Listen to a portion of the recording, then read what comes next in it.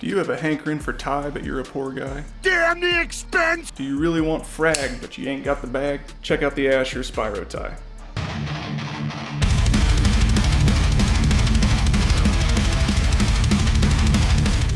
Pretty cool. It's pretty well kitted out. Seriously, this is probably the best value cheap knife I've ever seen in my life. Cheap is relative here. I got this around $100 shipped with a promo code. This is a titanium liner lock with M390 blade steel, which is just insane. That you can get this for like $100 these days blows my mind. I had to see it for myself for that price to see what kind of build quality and everything we were looking at. Because the spec sheet has got it all going on. Like there's nothing to complain about on the spec sheet. So let's take it over to the bench and see if it holds up. Are you really getting your money's worth? Wacha! And here it is.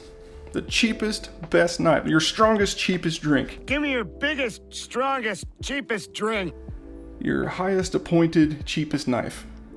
The only thing about this thing that looks cheap, arguably, is this wire pocket clip. And I don't hate wire pocket clips.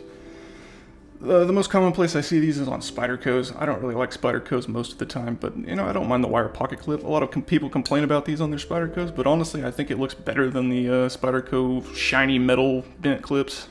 So I don't hate the wire clip. I think it looks fine. But you're getting stonewashed, darkened, stonewashed frag pattern titanium here with a nested liner lock. I'm actually unsure if that liner lock is steel or titanium. Yeah, it's a steel liner. No problem, that's fine. The titanium I don't really think makes a great liner anyway because it galls and it sticks, just like a frame lock does if it doesn't have a lock bar insert. I bitched about that like so many times I've lost track. Check out my knife sins video if you want to hear more about that. I never run out of things to complain about, but this is a really nice looking knife with really good quality materials and a solid build with an M390 blade steel. Really, man. M390 and frag titanium for $100. Insane. I think the top you'll ever pay for these is like $150. I'm not super familiar. I hadn't even heard of Asher knives until I follow EDC Steels here on YouTube, and he posts things all the time when he comes across deals and coupon codes, and he shared this knife and a coupon code, and I ended up getting it for like $105 or something like that, shipped $110. So I paid next to nothing for this, for what the materials are anyway. I know $100 is not nothing, but for what you're getting, that's such a good deal for what you're getting. $50 for that? $50 is a little girl, a horse, and a zombie. Dad, that's so cheap for what you're getting. I may be the only one on here that watches Bob's Burgers, but I'm gonna put a meme in there anyway. Kind of an nums on looking frag pattern here, which I think is pretty cool. Titanium, I think, hardware? Maybe not. Yeah, steel hardware. Steel backspacer, it seems like, which is an interesting choice. Maybe not. Actually, I think one thing about this knife is it comes with an extra backspacer, or maybe just standoffs, and you can choose to put this one in or the other one in. Maybe I'll go get that out of the box real quick and see if it's steel. That's another thing. For a Dollar General ass knife like this is actually a pretty nice little pouch it comes in. Little nylon zip up. That's nice. A little faux fur in there from your pet that your parents said went to live on the farm when you were a kid. And then you get a geared backspacer or you get these standoffs, and it's your choice. I think it came with the standoffs installed, but I swapped the backspacer in like day one. These are the standoffs are titanium. But the backspacer sure is pulling my magnet. I just don't think I don't think that screw is enough to do that, is it? Maybe it is. Maybe it's just the screw. Yeah. I bet the backspacer's titanium, but I'm not going to pull it apart just to show you delinquents. It's got a good action. It came perfectly centered. It doesn't have any lock, rock, or wiggle or anything weird like that. No lock stick.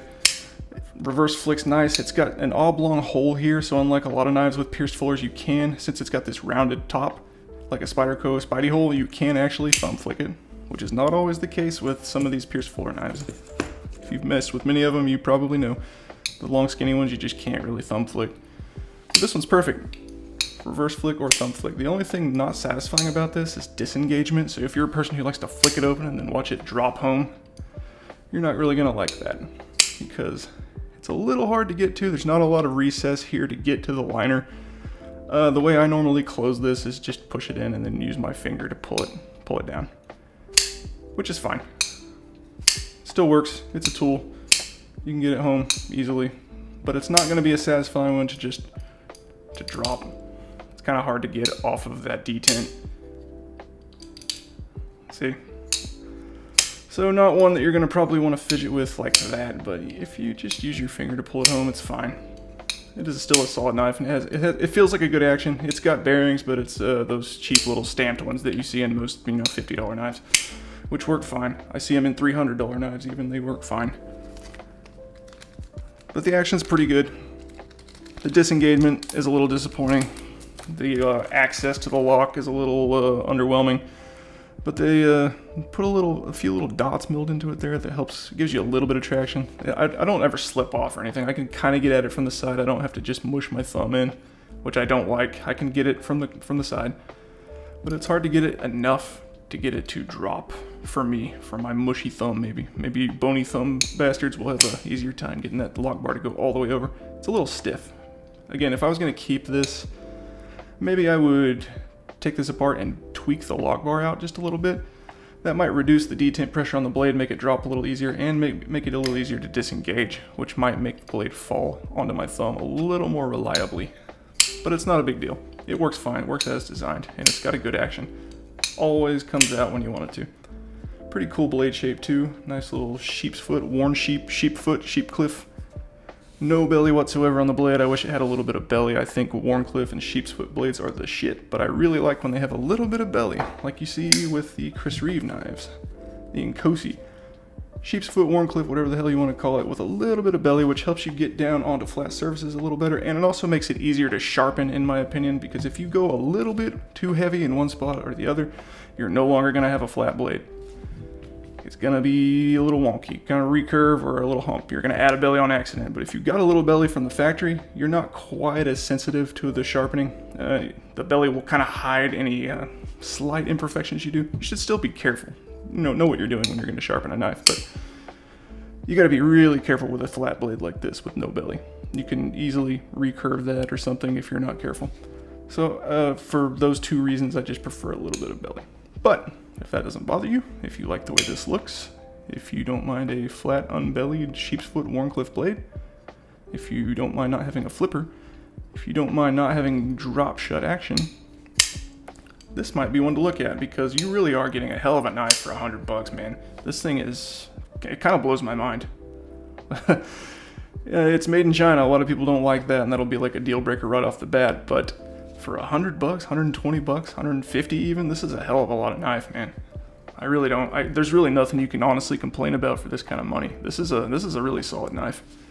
This is probably a wholehearted recommend from me. Let's see if it'll cut. How about some expensive knives that wouldn't cut? Yeah, pretty decent edge. Nice and sharp. Cool. It cuts. It's a knife. It's officially a knife, guys. It cuts things. Yeah, that's nowhere near the worst factory edge I've seen. I've seen some $1,000 knives that had a pretty shitty edge from the factory. This is fine. So yeah, if this is in your budget, this might be one worth looking at. If you don't mind a Chinese knife and you got $120 or so kicking around, this is a really solid knife. Very cool. I love this. It's not only titanium, but fragged. Super cool. Yeah, very cool knife. Very recommendable. Very demure. Actually don't know how much it weighs, but it doesn't feel exceptionally heavy in any way. So I'm guessing it's probably about 4 ounces, maybe just a hair over. 4.2 ounces. So yeah, gonna be lighter than the Chris Reeve.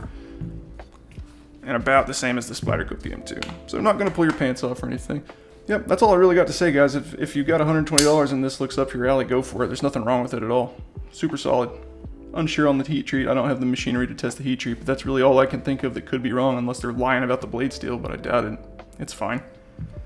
Pretty cool knife. 2 thumbs up from this guy. Thanks for watching, guys. Please check out one of these other videos if you haven't seen these already.